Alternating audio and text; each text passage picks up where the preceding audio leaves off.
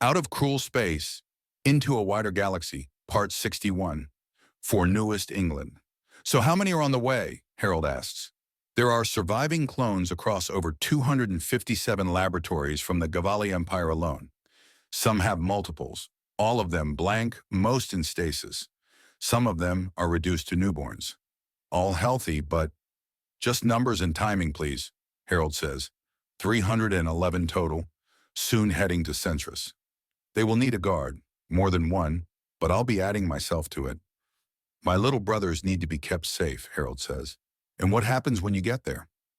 I say hi to all my extended family and then head off on an adventure. To somewhere distant, exotic, and where there's a need for someone willing to fight like hell, with little provocation and less reason. I think you'll be a bit out of sorts in such a place. You're not the type to just go berserk for no reason, Philip says. Oh, there's always plenty of reason. You just need to reach for it, Harold replies with a smirk. So you're going to be leaving? I think I should. I'm not really needed here. With yourself, the armies, your students, and everything else you got going for you. I'm best used for shock and awe, but you can easily get that covered yourself, Harold says. So where do you think you're going to go then? I think I should see if Observer Wu is willing to put up with me following him around. He's going to be hitting every major and minor undaunted location. So that's going to take me from world to world. I'm sure that's going to get me into something. And besides, with Herbert stuck on Centris and its damn near literal snake pit of corruption, spycraft and insanity, it'll be easy street to find something for myself by moving around. Besides, he won't admit to it, but Herbert really wants to go to other places and poke around the galaxy himself. Serbo, Lacron, Albrith, Octarin's Spin, even some places close to Centris as Zalwar has his attention, and he'd love to visit those places. But you're the one who gets to go, Philip says with a smirk. Exactly, Harold says, returning it. I hope you don't mind me scurrying off like this. Not at all. Better to have a friend and ally wandering around and occasionally pitching in than nailing someone to the ground and building resentment. The only time I needed you to fight beside me was when we were on the border station, and that turned out to be a complete mess. Yes, it did. Ah, well, no one chooses their origins. They just work with them, Harold says with a bit of a smile. Still, I think I can give you a last little gift before you leave. After all, it wouldn't do for you to head there alone or without your own means of transportation, Philip remarks. Oh, what are you considering? You're serious, Observer Wu states. I am, Philip replies. And how do you know he's not been tainted or carrying some kind of hostile vector or a sleeper agent or any other sort of nonsense? He's been scanned several times, had his mind uploaded to him by a friendly source, lacks any kind of aura distortion that would have indicated of such. He knows too many secrets to let go, but your concerns are not without warrant. Then why have him with me? You're not undaunted. If there is programming of some kind in him, it's aimed towards undaunted affairs, and not Earth affairs. Therefore, he won't do a thing to me, but if there is programming, he will expose himself to me. And if there is no programming, we allow him to wander the galaxy and see the sights, find a place within the undaunted to stake out as his own, allowing him to fully incorporate without feeling as if he were merely cast off detritus from Herbert. Are clones common issues? Not normally an issue, no. Major cloning incidents have been massively dramatic the galaxy over, so cloning people is generally rare. It's normally used in the same space as 3D printing. But for things like organs or foodstuffs, Philip states. You've taken advantage of that, haven't you? I have. High-quality steak, lobster, and more on demand is a wonderful thing, Philip says. Still, are you willing to take him with you? Yes, but he will be watched. Of course. So the plan is? You're soon to touch down on Centris and then depart again. However, thanks to the exact location of Axiom laneways, Harold will be able to intercept you if you're willing to stall by a day.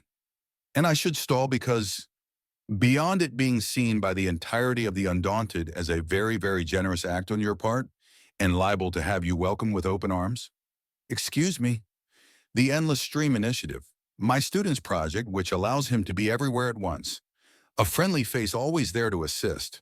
Harold, for better or worse, will be associated with it.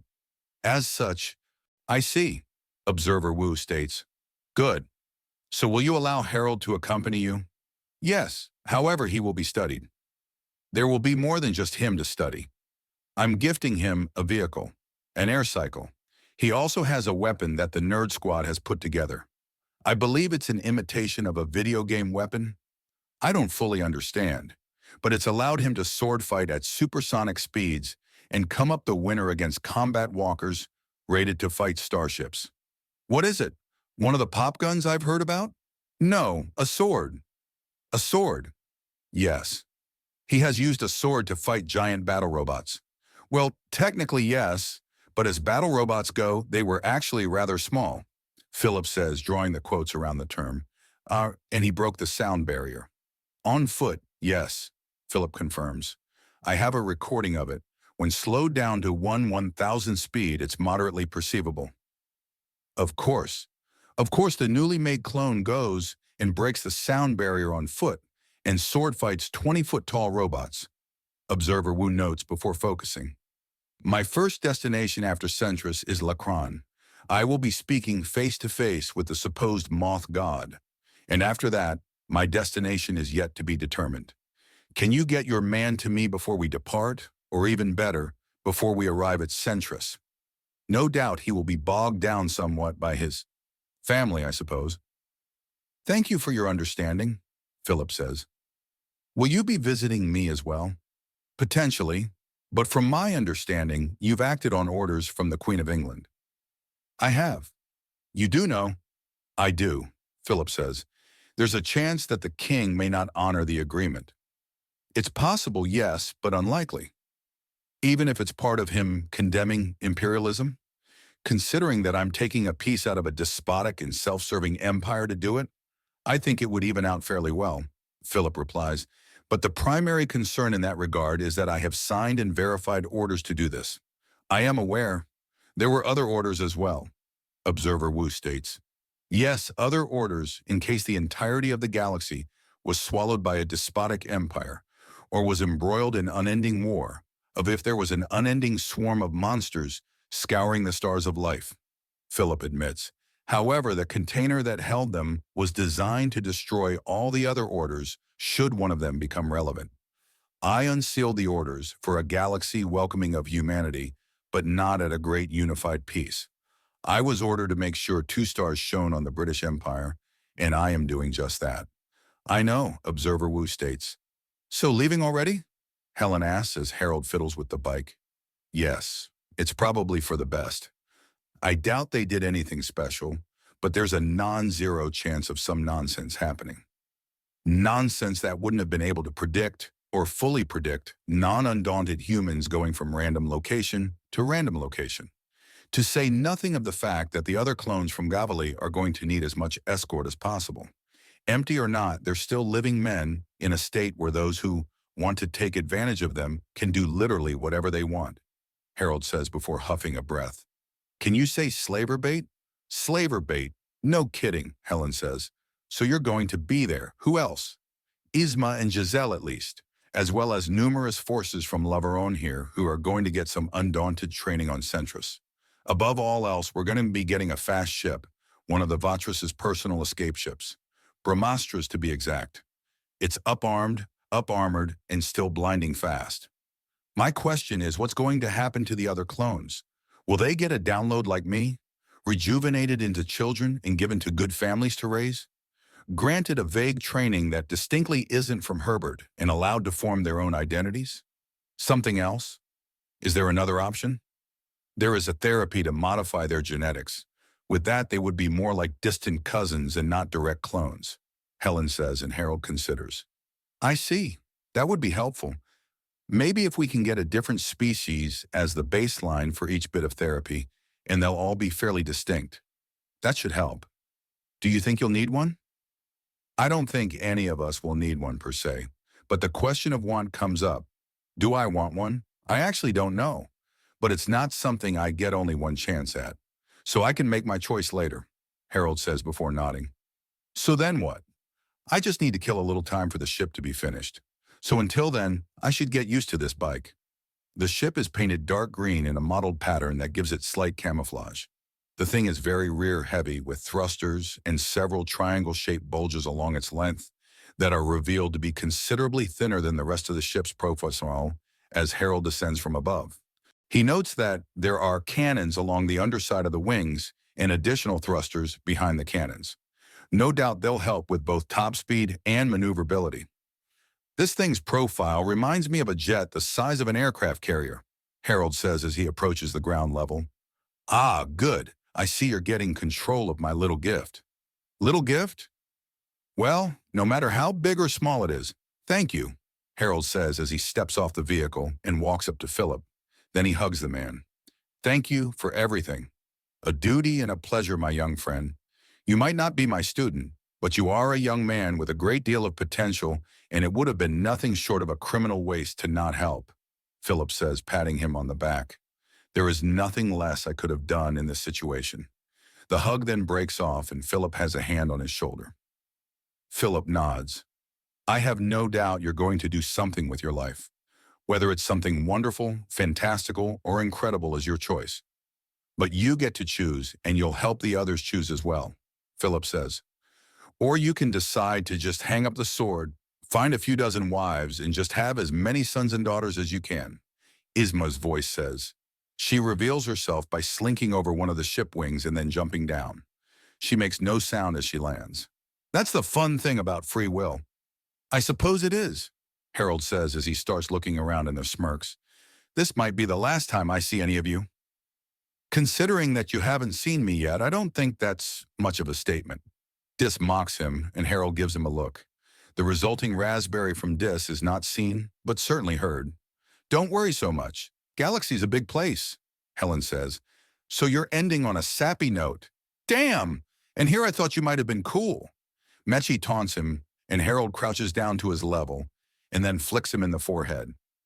Mechi lets out a war cry, and Harold holds him at arm's length with ease. Way to keep it classy half-size.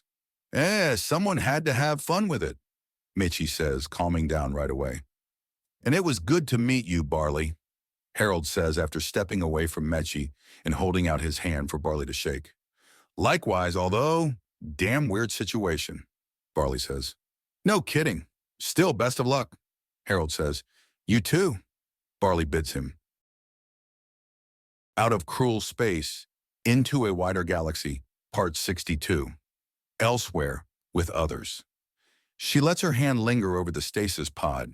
It had been highly unprofessional, but she had gotten attached to the plain-faced meat puppet. Likely a sign that she spent way too much time in the lab and needed to get laid sometime last week. The face on her subject wasn't anything special. Honestly, he could be lost in a room with no one else present. Their features were just that. Middle of everything. Nothing stood out. A vaguely pale skin color, hair starting to go gray at a very early age, but not in any concerning numbers. Vaguely tall, but far from exceptionally so. Male, not short, not really tall either. Bland hair, average face. Maybe that's what drew her to it. The face was almost scientifically average. If she were looking to design a face that wouldn't stand out, then she would struggle to do better than this. The door opens behind her, but she doesn't even bother to turn around. The Empire had screwed up, and the man she had made from nothing more than a few bioprinted cells was being taken from her. It wasn't fair. Sure, the original was someone important, but it was important to know if the humans had dangerous degenerations or allergies or she blinks and then her eyes widen. The image of the face in the pod has color matching it perfectly from the face of the man behind her. She turns. It's him. Another him. You're awfully attached to an empty shell, Harold states, and she looks him up and down in shock. She tries to find her footing. Of everyone she could possibly speak to, she had not expected another clone. Oh, lay off her. This girl got attached. It was almost motherly.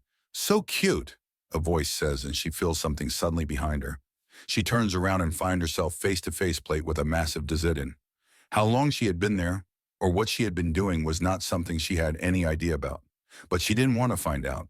She runs and she doesn't look back. I think you scared her, Harold notes to Isma. That's odd. Normally defending someone and offering a friendly smile wins a quick friend. Isma replies as she looks over the chamber. Hundreds of clones, nearly all of them young men like Harold. There are a few artificially aged to the point where senility might be a concern, and several small children and even outright babies. The strange effect of the Jameson family line, where they look to be the very image of beauty, right up until puberty started well and truly hitting them. The clones at age 11, 12, 13, and 14 look like someone was trying to either systematically pretty up a plain face or make a pretty face plain. It was nearly surreal. Cool, ain't it? That's one word for it. In general, the rule is that you avoid cameras and public outings until after puberty. Before it, and you're as literal as jail bait can get beyond a lifelike mural painted on the inside of a jail cell. Even then, 16 is usually when a Jameson is safe in public. Truly safe. How many times have Jamesons been victimized? Too many. There are unsolved missing persons cases with the Jameson family name on it, particularly around those that tried to be actors or performers at a young age. We go from too beautiful to be safe to too plain to be found. So the danger is in two directions. But adults can at least be expected to look after themselves, so it's the children the family is worried about. How bad do you expect it to be on Centris?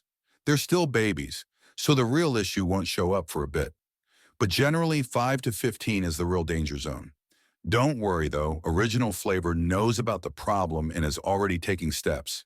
He's also got Ambassador Layla, Admiral Cistern, and all the grandmothers and in-laws in on it. Those kids will be safe. So the question is, what do we do with these ones? Harold says. You ask as if you can't make an educated guess. De-age and placement with good families, with a few contracts to make sure the risks are understood, Harold says. He can hear Isma smile behind him. Do you think I might qualify? I think that you might, but, Harold begins to say before cotton-covered hands grab him. I'm not on the market. But you're adorable and need a mommy? Isma taunts him. I'm about to shank a mommy. Sure you are. Do remember the red sword will go clean through you, Harold says, and Isma sighs before putting him down. Pick out another if you want a Jameson to call you mommy and not grandmother. Oh, like I couldn't get you to call me mommy, Isma taunts as she slinks out of the room. Can and will are very different things, Harold reminds her. Hopefully this trip is good and boring, and I'll have plenty of time to think about how to treat Herbert when we're face to face. All that planning had gone right down the drain as Herbert's first action after greeting Harold was to pass over his firstborn. A baby Zedden girl who found his face fascinating and was trying to pull his lips off. The raspberry sound he makes at her brings about a squeal of delight even as his legs turn partially to jelly, and he folds downward into a sitting position while holding the dark-shelled and yet chubby little baby girl. She starts poking and prodding, and he pulls his head back to avoid her poking him right in the eye. Our family is weird and varied. You got that right, baby brother, Herbert says as he steps up to take his daughter back. The fact that he's so short that he barely has to reach down to do so, even though Harold is sitting down, says a great deal about the height difference. So with two of us, do you think we might get a combined week where we don't get something dramatic happening? Well, considering it's basically a nonstop party here on Centris, and you're heading into the swirling miasma of drama that is Lacran, no, at least not for the next 5 years, provided we're not counting time when we're asleep. True, if nap time is, Harold begins to say, and his niece starts immediately protesting. Really? She's already adverse to that word? Children grow in strange bursts with Axiom. Couple that with different development rates of other species and things get interesting. Zedden actually reach full size around 15, and the sheer size of the brain means that they develop up here a lot quicker. They're not any smarter than average, but the way they use their brain means it's very well developed good and early. A couple more months and she'll be making sentences. In 1 month, we'll be around the time she'll have 1 or 2 words. But she already understands a bit, Herbert explains. Even then, she's pretty quick on the uptake, Isma says, gently using her tail blade to draw little circles above the tiny Zedden, who tries to reach up for it. How do you even sleep? Giselle asks in an amused tone as she holds a human baby in each arm, with her eyes wide and watery and a big dopey smile on her face. Whenever we can, Herbert answers as he lifts his eldest up to gently grab onto Grandma Isma's tail blade, and then pausing as she sees the play of axiom blunting the sharp edges that make it safe, and being utterly enraptured by the play of energies. I have personally witnessed no less than 15 separate women try to sneak onto this ship as I walked from the inevitable to the dauntless. My security is reporting no less than 100 successful infiltrations that were aborted when they realized they got past my guards and had actually infiltrated the ship. Observer Wu states to Admiral Cistern, this meeting had been delayed by several hours as Admiral Cistern was reuniting with his sons Edward and Peter. Welcome to Centris. There is every flavor of madness, conspiracy, politicking, and more. From what I understand, you will not be staying long. I had originally planned to stay for mere hours after pulling out information from you and yours, before I go to more concerning locations. Word of conquered worlds and ascendant gods raised more than a few concerns. Of course, what is delaying you? Not your passengers, is it? No, what's delaying us is we've been hacked again, infiltrated so thoroughly that I'm certain random civilians know more military secrets than I do, and I can barely communicate with anyone for being hacked by marriage proposals, sexual propositions, and more. To say nothing of the fact that many of my men are being outright stalked and sexually harassed. And just think, they're in a calmer state now compared to our own introduction, Admiral Cistern notes before turning back to the paperwork coming for him and expanding as if undergoing perpetual mitosis. Tell me, do you think a raffle might be appropriate? For what? The Jameson clones. We have far more trusted individuals willing to sign away just about anything up to and including their souls for an adorable little boy to call their own. But we can't seem to narrow it down much more. Do you think a raffle or lottery would be appropriate? Just for the sake of clarity, you're having these clones medically transformed into infants so they have a chance to grow up properly? Correct. And you're wondering if they should be handed out in a lottery? The galaxy is a big place, Observer Wu. We've already narrowed down potential parental candidates down to a fraction of those who signed up. And even though each of them is utterly immaculate, there's still so many as to be nowhere near enough children for them all, and they're all such good choices that I cannot narrow the field of options any further. Maybe I should use dice? Randomness is about the only thing I haven't introduced into this process, and it seems like the only way I'm going to get further results. I hate that that makes sense. What kind of families are you sending them to? Stable parents, at least one mother and father. Upper middle class and higher income levels. Stable employment, clean legal record. Homes in stable, safe areas, and part of undaunted, friendly polities. To say nothing of narrowing it down to people who have at minimum average levels of intellect. I narrowed that further so none of these Jamesons are going to anyone with anything less than above average. So, needless to say, at this rate we have over 1,000 candidates per potential infant, all of which are going to be political wins, and each of them aware of the dangers of a Jameson child. Danger? Family genetics. Apparently the whole family avoids the hell out of acting and performing as children because they have exceptional looks that puberty eventually destroys. But until it does, well, I'm sure you can put it together, Cistern says, and then a button on his desk starts flashing. Excuse me, this is Admiral Cistern.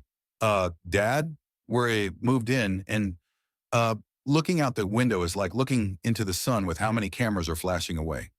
I'll be there shortly, and with backup. You two are going to get all the space you need to do what you need and want, Admiral Cistern states as he rises up. What about the apartment? Is it big enough? What about the furniture and the...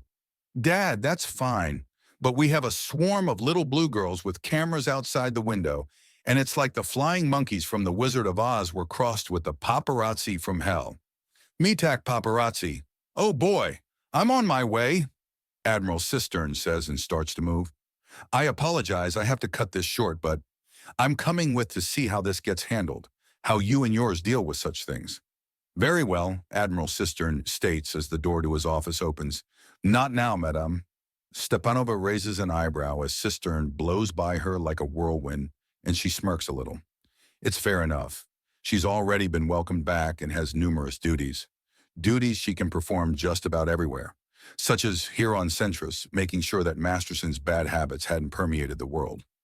Or on that lovely new world she heard about, Lavaron. Of course, she would need a rejuvenation first. Philip's the kind of man who appreciates the details. The door to the apartment opens, and Edward leans out to see. Dad, are those child soldiers? He asks. Meet Private Stream, a low-profile bodyguard initiative, Cistern says to his younger son before he sweeps through the apartment and hugs him. It's so good to have you back in my life again. Camera fools aside, have there been any issues? Well, we're getting stared at a lot, but otherwise it's a lot, Edward says. I'm sorry. If Centris is too much, there are other worlds I can get you to that will be a lot calmer. Zalwar is right nearby, and the base is well controlled. Of course, if you want a more entertaining crazy Skathek is available too. Not even mentioning that one with the gods on it. Centris has its own primals on it, but no. Lacron is damn near on the other side of the galaxy, weeks away under ideal circumstances. Cistern says before glancing around. And where's Peter? He's listening to a university lecture on his headphones, Edward says, leading Cistern deeper into the apartment and knocking on Peter's door. Then knocking again when there's no answer. Then going for the handle to find it locked and then shouldering it in frustration. Calm down, this is easily dealt with, Cistern says before gently rapping on the door with his knuckles, and the door fades away for just a split second each time, showing Peter bent over his desk and studying hard with headphones on. See? You were right. The door then opens. Did you just make the door invisible out of nowhere? Peter demands in shock. Hello to you too, Peter. Hey, Dad. How did you do that? Axiom nonsense. I've given myself some time, so if you two want to learn some magic from your old man, can we? Edward asks. I wouldn't be offering if it wasn't on the table. Out of Cruel Space, Into a Wider Galaxy, Part 63. Elsewhere with Others. The sudden clearing of the paparazzi grabs attention. Sir, Lady Tickenped and Ambassador Tal are coming in hot. If they dawdle, you'll have 5 minutes. Plan for 2. Thank you, Private Stream. So how did that start? Peter asks, pointing towards Private Stream. I'm a Cobe. I'm just naturally short and skinny. The Private Stream in question says, taking off his hat, and the illusion around his face fades to show the short muzzle and scales of a Cobe. Oh, okay. Isn't it weird, though? Peter asks. Little dude, I spent 60 years serving as a ringside medic to Aaron Spire's level 26 fight pit. You don't know weird until you see a Cobe half my size throw around a full 12-bodied Lidris, around like a toy and pendulum, swing her until the arena cracks. Then spend the next half hour hitting on me as I tried to save the woman who was thousands of times her size and mass that she just treated like a dolly she hated. After that, nothing surprises me anymore. Wait, what happened? Someone smaller than me tossed around someone else who was the size of a bus like a toy, then hit on me without pausing for breath as I saved her opponent's life. What happened to her? Well, I married her, but I still want to do my own things at times, you know? Medical is great as a field, but sometimes I want to take them apart instead, Private Stream explains before gripping things and grinning like a supervillain. Tone it back a notch or 10. My boys are still civilians, Admiral Cistern notes. Yes, sir. Incidentally, they're not dawdling so incoming, Private Stream says as Admiral Cistern nods. What's she like? The video and message was pretty. Well, she seems like she's a lot like Mom's. Worst bits, Edward says. She is a woman that does everything to get what she wants. She wanted to be one of the most recognized and famous women the galaxy over. She is now the speak of the council. She wanted me as her man. She swallowed all that pride and made a deal with Ambassador Nikti Tal, who she previously thought little of. She wants to lock things down with me. My condition was that I wanted my sons to attend, and now you two are here. So Mom, if she could make what she wanted to happen, and can be reasoned with a serious sense for the dramatic. Cistern replies, Really? She doesn't look like she's trying to be a cougar's cougar. Best keep those comments to yourself, the Admiral says. And Nikti, you told us about her as we were on the approach, but very casual. She does her duty, but wants to live a good life too. Is that it? Also, her idea of relaxation is to break both traffic laws and the sound barrier in a custom-made air car. Oh, so she's the cool one? Got it. Referring to Nikti as the cool one is also a bad idea. In public, at least. She'll love that in private. And the show begins. Harold notes as he sits cross-legged on the edge of the landing pad. It took a flicker of Axiom to zoom his vision in and watch the events. Haughty bird woman with her tail flicked out into a massive fan of white with a white fan in front of her. As she speaks, Edward leans over to Peter and, white on white? She almost looks naked. Edward notes, and Peter stifles a clear laugh. At least I can still read lips in English, Harold notes. Just English? A stranger asks, and Harold does not give in to the bait in turn, or respond at all beyond a shrug, really. Something to work on. I've got a lot to work on, really, Harold notes. So why aren't you with your family? It was really starting to hurt, so I'm just watching things, sorting my head out, and then taking off after a goodbye. They're still yours, you nieces and nephews, your in-laws and brother. I know, but I love them like my daughters and sons, like my wives and myself. Life is complicated, isn't it? The voice asks. It is. Harold agrees as Lady Tickenped makes a show of embracing both Edward and Peter. The angle is all wrong from Harold to read her lips. But judging from the crowd's reaction, it's something that's going to be making the rounds through galactic news for at least a week.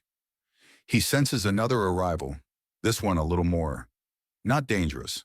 The first is plenty dangerous, but the newest one is almost hostile.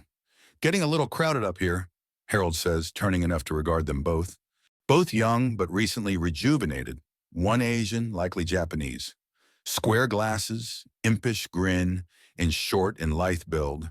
The other a tall and statuesque woman with strong Scandinavian roots, Russian with bright blonde hair, and stern features that would be smoldering if her gaze wasn't penetrating him and the spires behind him. Madame Stepanova, I'm glad I'm going to be on the opposite end of the galaxy when you and Sir Philip encounter each other next. Harold notes as he rises up. The Asian man snorts. And you are? Oh, your teacher met me a few times back home in Japan. Oh, you're Koga's grandfather. I'm the original Koga, or rather, the current Koga patriarch. I am the eldest of my family, after all. I think clan now. The Harkle and Barlas children are honorary Kogas from my understanding, to say nothing of the other sorcerers. All the more reason I need to hustle over to Serbo, Koga states. However, as you'll need something to tell me apart from my grandson. Daiju-san will do. Nice to meet you, Harold says, holding out his hand and getting it shaken in response. Now, do you two need something from me? Or did I just show up first at one of the better views of the drama? Bit of both. I wanted to take a look at you.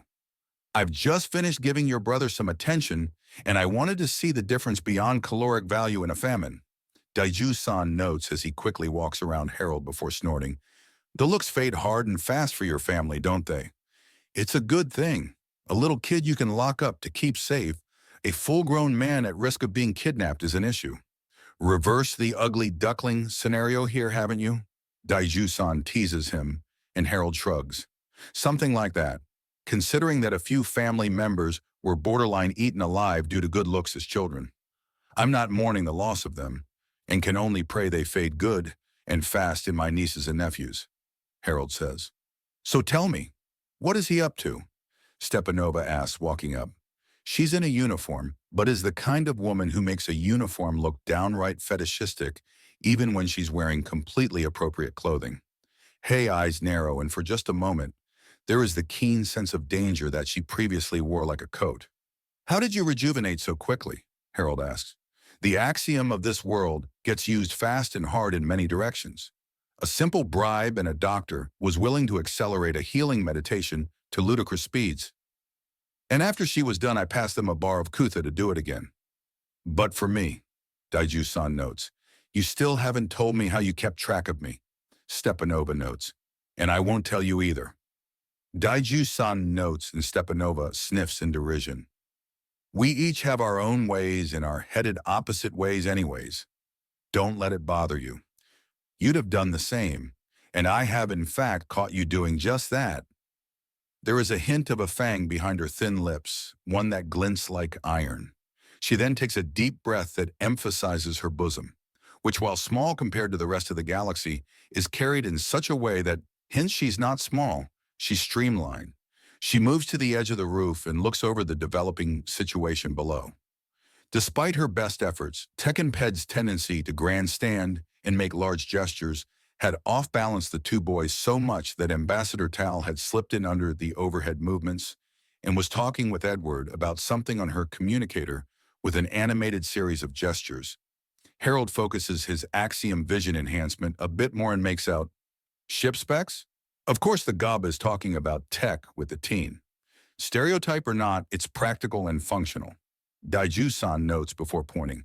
And if you look to your left, observer Wu at a safe distance and clearly unhappy, Harold says. No, he simply has one of those faces. He's not thinking about anything. Daiju corrects. A lot of people got faces like that. A voice that is pure innocence snarks into the conversation. Herbert drops in from above and Harold looks up. Is anyone else coming? He asks. No, but I would like some air to talk with my brother. We're going to listen, no matter what. Yes, but I'd prefer to do it without a silent running commentary in your expressions and body language. So shoo, shoo, shoo, scary Russian lady, and dangerous ninja man, Herbert says, making the motions, and Daiju laughs in a delighted tone. Well, that's us told off. Come, scary Russian lady. Care to show a dangerous ninja man what you know of this insane city world? Daiju asks around, a belly full of laughter. How come he's dangerous and I'm only scary? I know what you can do, and it scares me. I don't know all of what he can do, and that's dangerous, Herbert replies. Oh, yes, he's certainly taught you to charm, Stepanova says. Come then, Mr. Ninja Man, let us go. Both Harold and Herbert wait for a minute or three until they're sure both of them are either completely situated in whatever hidey hole they found or on an off chance actually left. Couldn't take it? Herbert asks, and Harold sighs. It's an adjustment. I needed some space before I screamed or something. It's all so beautiful. But it's yours, although I remember it as mine. Harold says, looking up at the tiny sliver of sky between the spires and traffic in the distance. The major downside of that download, Herbert says as he ruffles up his hair and walks up beside Harold. Was it the right thing to do? We didn't know they were going to just surrender, so there was no way of knowing if or if not I was needed, Harold says. Don't apologize for something outside of your control. You did the best you could with what you knew. Asking for anything more is madness. Both of them say at the same time, and as they finish, Harold smirks as Herbert smiles. I'm going to get over it, but not being you is a bit of a bloody wound. I need distance to have it stop bleeding and then heal. Hence Lacran. Yep, not like we're going to be out of communication. We're going to talk, Harold says as he watches a large but strange vehicle clearly autopilot itself nearby. The conglomeration of things as Ambassador Tal is now leading Edward towards it to show him the ship she designed in something more than merely blueprints and pictures. And you need distance. If I'm near our little girls and boys too much, I'm going to go home with them eventually, Harold says, and Herbert chuckles. Oh, probably, Herbert says before tossing something to Harold. A present for you. Harold catches the item and smirks as he finds it's a wallet. There are ID cards registering him as Harold Armory Jameson, 25 years old and several citizenships. Undaunted, Laveron, Centrus, and Free Fleetborn. Thank you. No questions? Plenty of them, such as why the Versi systems aren't on the list. Free Fleetborn is considered a nearly everywhere citizenship. You know that traveling citizen silliness that was going around the States for a while? That? Yeah, I learned a lot about citizenships in the last 90 hours, Herbert says. Anyways, Free Fleetborn isn't a polity, it's a state of travel. So if you're born outside of a standard system, there you go. Meaning that if I show the Fleetborn ID, everyone will know I was born on a station outside a standard system. And they'll also accept it just about anywhere without further questions. Could be useful. Yeah, that's why I got it for you, Herbert says before walking to the edge, and then sitting down to just stare as Ambassador Tal pops the rear on her vehicle to show the inner workings to Edward and a now very interested Peter. There are hundreds of me from Gavali alone. Yeah, Harold says, and Herbert sighs as he leans back and lies down against the concrete. Holy crap, eh? Yeah, Herbert says as Harold pockets his new wallet and sits down next to him. Wonder how many more there are. The DNA sample was a scan, just a scan. Something like that can be copied an insane number of times before copy degradation comes in. Jameson's might be one of the biggest human demographics now. Harold notes and Herbert sits up before offering a familiar smirk to Harold. Harold holds out a fist as he smirks himself. Time to set the example? You bet, Herbert replies before they both notice observer Wu moving in the distance. Looks like he's gotten his fill of this. I'm going to have to get moving, otherwise that ship is leaving without me. Heaven forbid you get stuck with family for a while, Herbert says as he and Harold rise up. Well, if we want things to be dramatic, I'm sure I could de-age myself and we could start a war over who gets your life. Nah, sounds like even more work on top of what I'm doing already, Herbert dismisses. God forbid that workload get any heavier, Harold says and Herbert snorts. Then he hugs Harold, who crouches down and adjusts the hug. Thank you for everything, really. Out of cruel space into a wider galaxy, part 64. Elsewhere with others. You're giddy, someone notes and Harold turns to regard them. A little. This is the first time a Dauntless class has taken off from a planet before. Without Axiom tech, these ships are too big and too unwieldy to fly in atmosphere. They'd break into pieces. But this is the first time either the Dauntless or the Inevitable have taken off after entering a gravity well. Herbert gets to see it from the outside, and I'm seeing it from the inside. You know it's not actually a window, right? The woman asks and Harold shrugs. There are no windows on the ship. The damn things are structural hazards, Harold says softly. So you've dodged the guards, or perhaps have received an invitation. He turns and the woman in the uniform seems to waver. Then his hand snaps out and he gently grabs the slight muzzle of the cloaking woman. Which is it? How? None of that now. Are you here on invitation or not? I know cloaking reflexively take the shape of others. So, Harold says, and she pulls out a communicator and shows off what looks like a passport projecting from it. He lets her go and points at her. Don't go anywhere. He pulls out his communicator. Hello, this is Jameson. The clone Jameson. Look, I need to... Yes, I understand I'm not technically part of your command structure, but if you'll just let me if possible spy you fuckered. I need confirmation if I've got a guest next to me or if the girl I just grabbed to stop her from running off snuck aboard. She tries to dash, but he grabs her, and she'll need to phase out or teleport to get out of his grip. So she thrashes. When she does try those tricks, he's already ready for it and disrupts the effects before she thinks to try and go at his wrist, and a few hard shakes from Harold throws her off her guard. Then actual guards show up and grab the woman via the upper arms and march out without saying a word to him. You're welcome, Harold calls over before they leave the room. Good grief. He turns back to the view screen as things start shifting and feels the ship take off before the inertial dampeners rev up. The cumbersome shift of the massive ship moving and the jolt around the spires has Harold snort. Pilot needs a flick in the ear or something. These ships can dance if you steer them right. Still, there's no announcement of damage or an accident, and he just keeps watching as they rise up and the blue of the sky turns slowly to black with the lights of the air cars and unending traffic as white and orange lights. Then they're in space and moving past the artificial rings of the plates and all the stations near them. He can make out bits of traffic on the nearest plate and smirks a bit. He nods to himself and turns his back on Centris. It had taken him hours to say all his goodbyes to his nieces and nephews. Each one had wanted to play as they were able to somehow tell he was closer to being daddy than anything else, and it had nearly broken him to deny each one in turn.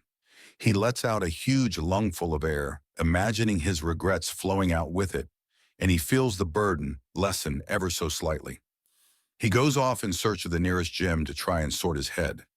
It's over a month to Lacron, a month in a ship where most of the soldiers were half convinced that the Undaunted had turned traitor and needed an ass-whooping, but were under orders to not say anything to the now absent civvies. They were also very, very confused as to where Harold landed in on things, as he hadn't technically been born when the treachery had taken place, and his own nature as being on loose-leash protocols had everything just sort of confused. His sword, on the other hand, had everyone's attention. A blade that cuts literally everything before it even touches the thing in question and then rips it apart had all sort of attention, especially when they realized that he didn't have to be holding onto it for it to happen. Just put the weapon down with the blade side up and letting people toss things onto it. Then a nice little reminder every now and again that the sword was his as it kept vanishing to reappear in its sheath. Then the realization that only he could draw it out. That had kicked off a mild shitstorm, especially from a few Japanese soldiers who thought he was being a smartass. A few rounds on the mat and then competitions at the firing range let everyone know that, clone or not, he was not only at their level, but considered their best to be his bare minimum. Snipers get real quiet when you can demonstrate the same long-range accuracy and range when you hip fire with a pistol. The inevitable starts to feel more like home when he stumbles onto the more secret parts of things. A lot of camaraderie is earned when he shows how best to make some bootleg hooch on a spaceship. They had compensated for the zero gravity as best they could, but now the compensations were just making things worse. There was also a trick or 20 that sped things up and smoothed things out so much that they all had their first round within the first 2 hours, and he was being dragged to the rest of the stills to show off his tricks. End result? He bribed his way into everyone's good graces via booze by the end of the first week. The doctors on the ship forgave him the second day into the second week when he demonstrated how to use a healing meditation on someone else and save the lives of no less than 4 idiots that had forgotten exactly where their limits were. Then, on the 4th day of the second week, he was brought before the nominal captain of the ship itself. Captain Rangi, Maori tattoos almost intimidating in his anger, started trying to debrief Harold, and the answers Harold gave clearly did not make the man happy. They also kept going for a very long time and had to take a break because the other duties were piling up, which is why Harold spent the second week more or less explaining everything insane that Herbert had seen, which he was allowed to explain about. Captain Rangi was halfway to a paranoid rampage as he learned about the extensive list of ways to infiltrate a ship like the Inevitable, and Observer Wu's face had turned into a blank mask as he just listened and took it all in. Neither of them had been happy to learn that Harold was completely certain that the long list of ways to break onto the Inevitable wasn't even a fraction's fraction of just how many ways there were to get in, which is why in week 3 he had been sent to their intelligence division to try and bring them up to some kind of galactic standard.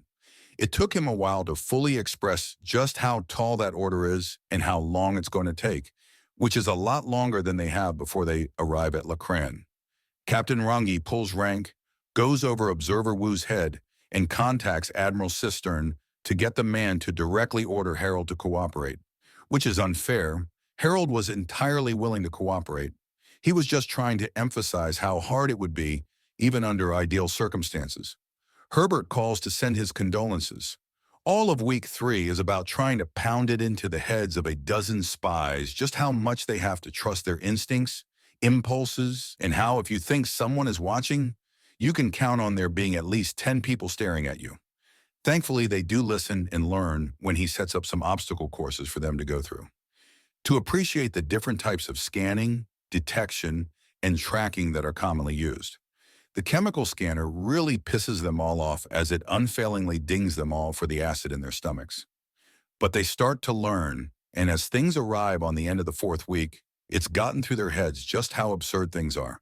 He starts to compartmentalize the division and get everyone operating in cells while still talking to each other. The biggest issue to get through everyone's head is just how quickly things can go from normal to completely insane in any form of mission.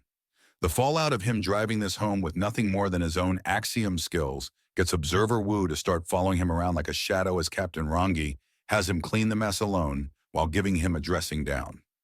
But the point gets driven home.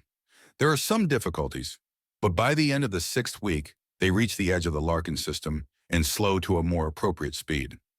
"Captain, we have hundreds of ships on sensors," one of the officers notes as Harold enters the main bridge, so he can watch whatever strangeness is about to happen if the axiom twists next to him and Harold steps to the side and grabs the face of the spy teleporting towards him and trying to more or less ding off the unique axiom signature of his sword. Harold just squeezes as the man thrashes a little bit before slowly turning to regard the man. He lets go and bruises are going to form, no doubt. And what did we learn? Oh, come on, it was just Just because I'm the only one that can draw this sword doesn't mean it can't be stolen. If you teleport somewhere, make sure you always know what's on the other side if you're not ready to get into an immediate fight. There aren't any hostiles on the ship, though. You said that with a straight face? After we sniffed out so many damn stowaways? Harold demands the spy. He double-checks the man's uniform. Something is bugging him. And why do you have Commander Hill's uniform on? It was just a Whatever the man has to say fails in his mouth as Harold simply holds his gaze, unimpressed, piercing, and staring into the man's soul. His excuses fade away in a hurry. Get into your proper uniform and tell Commander Hill that I'm going to have a word with him for lending out his marks of office. Yes, sir. Move, Master Sargent, or I'll grow upset, Harold says, and the man moves. He steps fully onto the bridge and looks towards Captain Rengi and Observer Wu beyond him. You need to let the men have actual shore leave or this is going to get worse. You am a contractor from the Undaunted, here to help you with your intelligence division. You need to let them have shore leave or they're going to crack so hard the ship itself might go with it. Do remember that even without access to bombs, the average person outside of our little patch of the galaxy can literally blow up with borderline nuclear yield. I will bear that in mind, Captain Rengi states. And you shall as well, Observer Wu. Otherwise, my own observations of you will indicate extreme ignorance of human behavior. The man says nothing, but he does nod. Good, because we're at the point where it's been over half a year before people have had a full-on proper break. I am aware, however, the men are getting days off. On the ship, yes. On the overcrowded, regimented ship, where if they go too far, they get into all kinds of trouble. I am aware. Good. I'm willing to help organize shore leave if things need to go that far. With standard engines, it's roughly a day and a night to reach a world in the green zone from the edge of a larger system like Lacran. Are you? You think you can organize shore leave that easily? Captain Rengi asks. Sure, hell, I'll do most of it right here and now, if you let me at the speakers. Harold offers and Rengi activates a microphone from his chair and gestures for Harold to approach. Hello, inevitable ass-kickers. This is the contractor Harold Jameson, the clone with the badass sword. I'm officially in charge of shore leave, and here's what I'm going to do. 2 on, 1 off, everyone's getting a number of 1 to 3, and we're going at this in 48-hour shifts. Basically, you get 2 days off or 4 days on. I will not be entertaining any requests for a change of number or trading them until everyone's had at least 1 turn on break. And yes, you're all getting a break. He can hear cheering in the distance. Now, as a man who's been out in the galaxy and has the memories of one who's been out and about, I have some advice for you. Advice number 1. Yes, they will say yes. Their biggest question is if you're willing to have fun with their sisters, friends, and cousins. But you need to be a little careful, because for most of these girls, they consider the horizontal mambo to be the same as an I do in front of an altar. So yes, they want it, but they're in it for the long haul. So watch out. Advice number 2, don't let them at your drink or food. No, I'm not telling you about roofies. What they call a roofie we call weak sauce. But our drink can and will kill them, and most of our spices and sauces count as chemical war crimes. So leave the food and drink on the ship. Just avoid that chunk of drama, as it's hard to get these girls to a stomach pump when they're 9 feet tall. Finally, advice number 3. They have literal magic and think it's weird you don't. So things are going to get weird in a damn hurry. If you don't know what the hell's going on, backup is always best. So keep your communicators on you at all times. Also, a knife and a gun. We're legally allowed to carry that anywhere. Anyways, expect your number soon. I'm getting everyone across every division across the roster on the ship. Get ready to have some fun, Harold announces before deactivating the microphone and leaning back. I need a roster of the ship personnel in 20 minutes. You think your system is a good one? Captain Rengi demands, and Harold shrugs. You were right there the entire time. If you had a better idea, you could have said something. Harold says reasonably, and Observer Wu looks like he has a question. And what is on your mind? Are all women like that? Observer Wu asks. Not all of them, but so many that there's basically no difference. Some families go generations without actually having a man in the family, and the longer that goes on, the more of a personal duty it is to the women to bring one in. Make sense? Is this biological or cultural? A bit of both? Biology says jump on the men, culture says that's rape, so they hold off, but they're damn eager either way. I see. So they do follow some form of morality? Yes, but sometimes that morality says that a man needs to be somewhere safe, padded and attended by his wives every hour of the day, and not out and doing things himself. And you do not consider that a problem? It is, but it's a problem that can be reasoned through, and… Captain! Observer, sir, we're being contacted by a large warship. On screen, Captain Rangi orders. Out of cruel space, into a wider galaxy, Part 65, a scion of many worlds. I'm sorry, what did you say? Emmanuel asks. The inevitable is in the system, and they're in an argument with one of the crusaders.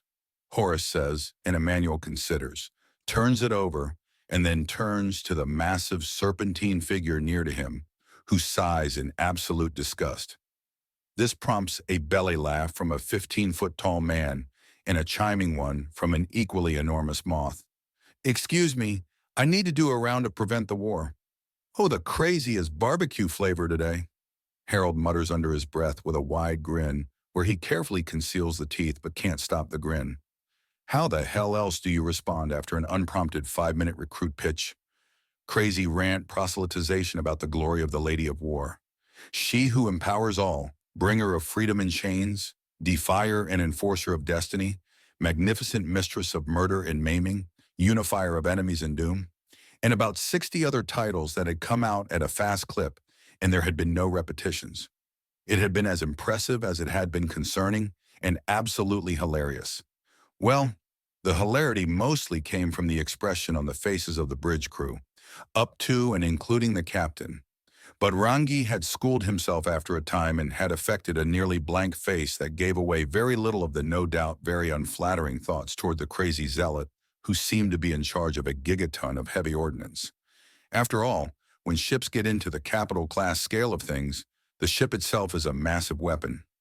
Ramming is always an option, and it's the kind of option that makes nuclear blasts look like prank material. The great desert Nagasha had wound down from her speech and was panting a bit, and was now clearly looking for an answer. Daintor, thank you, madam, for that stirring speech and awesome display of zeal and loyalty.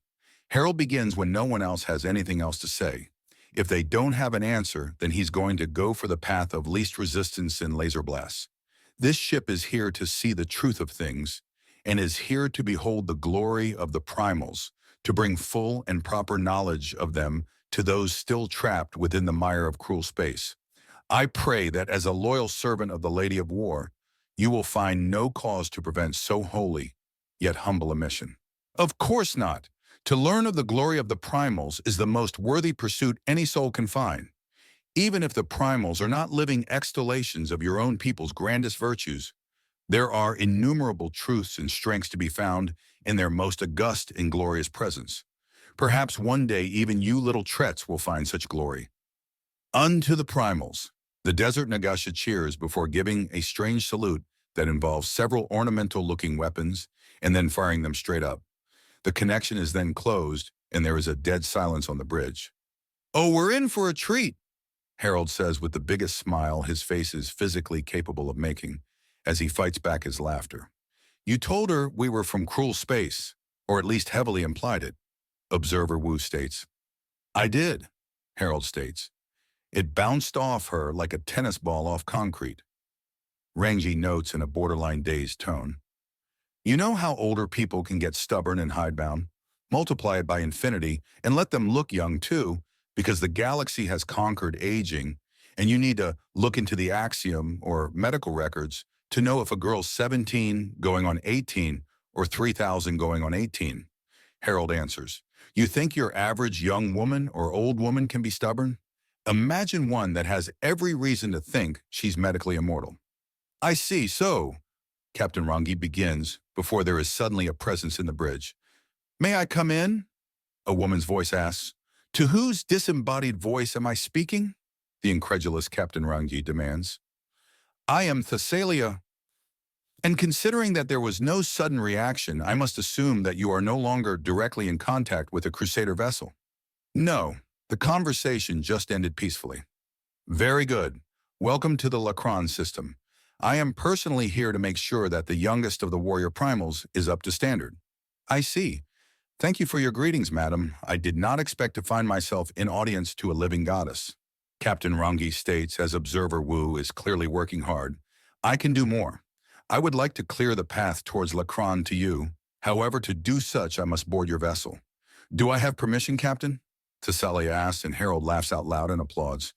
What did I tell you, Captain? We're in for a hell of a time. Your voice and face are vaguely familiar, Thessalia notes. I'm a clone of Herbert Jameson. Therefore, if you've seen any of the private streams running around, then they're vaguely on what I look like if I was just barely breaking into the double digits development-wise. Oh, you humans are always up to something interesting, aren't you? Permission to board? Officer Geyer, are there any shuttles nearby? Captain Ragni asked one of his officers. No, sir. The closest ship is the unimpeachable Blade of War, the ship we were just in contact with, Officer Geyer reports. No, I'm on Lacron. May I join you? We are still over 18 hours away from the planet on full impulse, Captain Ragni states as Observer Wu is taking notes. Yes, you are. Permission to board, Captain? Thessalia asks again. Granted, Captain Ragni states, and then the presence becomes a presence, as the axiom shifts in a way that Harold can scarcely understand. Then there is a massive serpent woman coiled up peacefully on the bridge. Her scales are jet black and her hair an onyx waterfall. She seems to have been carved from precious gemstones and with artistic cracks in her that showed raw power glowing in her axiom markings. Enormous size, rattle, fins, 6 arms, hood, and the slightly oversized pits that Harold knows to look for. A way to tell Nagasha apart if you only had a mugshot. Look to the neck and collar area. The hint is there. She's wearing deep red armor with what looks to be glistening white Earthani silk for the sleeves and skirt. Stand down, everyone. She's friendly, and if she wasn't, we'd already be dead, Harold says. We don't have enough armor, skill, or men to face a primal. Oh, calm down with that. I get that from everyone. I was under the impression I wouldn't get it from humans. Thessalia states. You're not. I'm just telling the idiots that think they're quick draws that it's a very, very bad idea to continue that train of thought, Harold says as he leans to the side to look past Thessalia, and she turns her head to follow his gaze. They both watch in amusement as a bridge officer tries and fails to surreptitiously holster a pistol before giving up and just placing it to the side of his console. Both of them look away from the embarrassed officer and share a grin. I like you already, she says. Anyways, if you would let me enter a code to the entire fleet, I can get you to the planet and in priority docking at the defense station. Am I going to be able to get to the world without 1,000 degrees of security breaches? Captain Ragni groans into his hand. Will my communicator work? Harold asks, holding it out, and Thessalia nods. It just has to be one that's not recognizably mine. This way the fleet knows I am on the move, and they should watch their fire discipline. Here you go, Harold says as he tosses his communicator over to her, and she plucks it out of the air with ease. Thank you. This won't take more than a few moments. I must admit, for the Lady of War, you're very casual. We're not at war. I'm just testing a new warrior primal. And considering the boy seems to start at indestructible for his defensive abilities and borderline psychotic in a melee fight, I like what I'm seeing. He's not much on range combat and needs to get some more regular war games to up his tactical and logistical skills. Polished up. I have several questions, Observer Wu states, and Thessalia turns to him expectantly after tossing Harold his communicator back. How is he a psychotic fighter? He considers eating his opponent a viable tactic and has done it at least twice. I see. And indestructible? A single strand of his fur has greater tensile strength and thermal resistance than the vast majority of battleship hulls, and he has at least 3 layers. 5 if it's cold out. That's interesting, and I apologize if this is personal, ma'am, but, yes? How does one become a primal? Observer Wu asks. There are 2 answers to that. One is highly personal to the point of unique. The other is being born as such. Only grandmother, first primal of the Nagasha, knows for certain how she ascended, and a manual is open with how he has done so. But his explanation isn't one that makes sense to most people. I see. And what prompts a primal to be born? Well, to put it in the way most people understand, primals arrive when we are needed. Either in the midst of a golden age to lead it to ever greater heights, or during an age of nightmares to bring it to an end. And what kind are you? I am the Lady of War. I was born during the final years of a 200-year war. The reason the war ended was me. I united the disparate factions, broke the power of the major factions, and took complete command of my home system. Most girls are experimenting with new hairstyles in their teens. I was wiping out the last of the resistance to my rule at 17. Oh, then after my 20th birthday, with my power completely secured, I looked to the wider galaxy, saw some things liked, many I didn't, and then went out to do something about it. I did not order my armies to follow, but they followed regardless. I and mine have only grown in number, power, and influence since, Thessalia says. An observer Wu is very, very quiet. Primals don't do things small, do they? Harold asks with a chuckle. We do plenty of things small. Things just have a tendency to get out of hand. And when you have 6 of them that can use solid titanium, like silly putty getting out of hand, gets really out of hand. Yeah, Thessalia says before laughing. You're really not afraid? No point, not to mention you're plenty friendly. I have no reason to be afraid. That's funny, the Titan squad just said that I'm too short to be scared of. The amused primal remarks, and Harold lets out a puff of amusement. Sorry, lady, you got the Canador vibes. Canador vibes? Big, scary, warlike ladies that think you're adorable no matter what, and you never actually see in an upset state, turning from dangerous to cuddly. Playful bears or other big animals are like that too. Sure, they're dangerous, but they're also not, Harold states. I do like humans, Thessalia notes. You do you? I've been paying attention as much as any other girl. Then I noted that you took shameless advantage of my own pushes in galactic policy and made it cultural dress for humans to have kinetic weapons, which are criminally underestimated, Thessalia says with a smile. Everyone gets hung up on the lack of ammo for lasers and plasma, forgetting that you can have all the ammo in existence. But if you don't get to use it, it's useless, Harold says. Give me longer range every day of the week and twice on weekends. It's not always the greatest decider, but it's an advantage that far too many people ignore.